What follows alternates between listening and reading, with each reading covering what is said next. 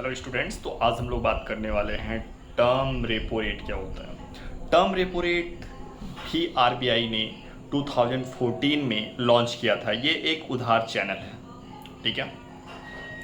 इसमें banks rate of interest की बोली लगाते हैं। रेट ऑफ इंटरेस्ट की बोली के बेसिस पे, मीन्स की नीलामी जिसे कहते हैं, एक्ॉशन, नीलामी के बेसिस पे रेट ऑफ इंटरेस्ट डिसाइड होता है कितना जा रहा है, कितना कम हो रहा है। अब बात यहाँ पे ये फंसती है कि रेट ऑफ इंटरेस्ट किस बेसिस से स्टार्ट होता है, मीन्स कि कहाँ से स्टार्ट होता है। बोली लगानी शुरू होगी तो कोई 10%, 5% ऐसा होगा।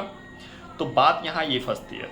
तो रेपो रेट के आधार से हम लोग बोली लगाना शुरू करते हैं। अगर मान लो रेपो रेट चल रहा है 4.0%, तो 4.0% से स्टार्ट होती है बोली लगनी।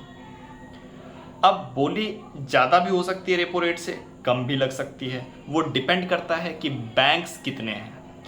अगर पैसे लोन लेने वाले ज़्यादा होंगे बैंक्स, तो बोली ज़्यादा लगेगी। मीन्स कि अगर मान लो 20 बैंक हैं और रेपो रेट 4.0% है, तो 20 बैंक जो 20 बैंक्स होंगे वो बोली लगानी स्टार्ट करेंगे 4.0 से, ठीक है। तो मान लो 5.6 चला गया।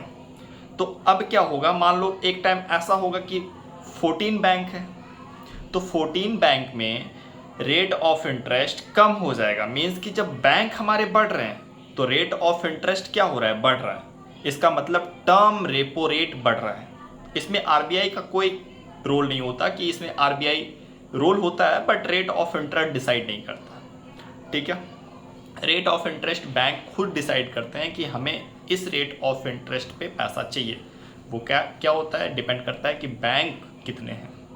अगर टर्म रेपो बढ़ रहा है, इसका मतलब लोन लेने वाले बैंक ज़्यादा हैं।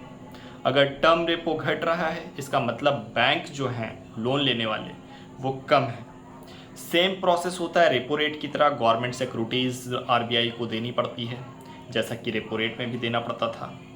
क्लियर है। टर्म रेपो में भी गवर्नमेंट को, आरबीआई को गवर्नमेंट सिक्योरिटीज़ देनी पड़ती है। क्लियर। टर्म रेपो समझ में आ गया। Thank you.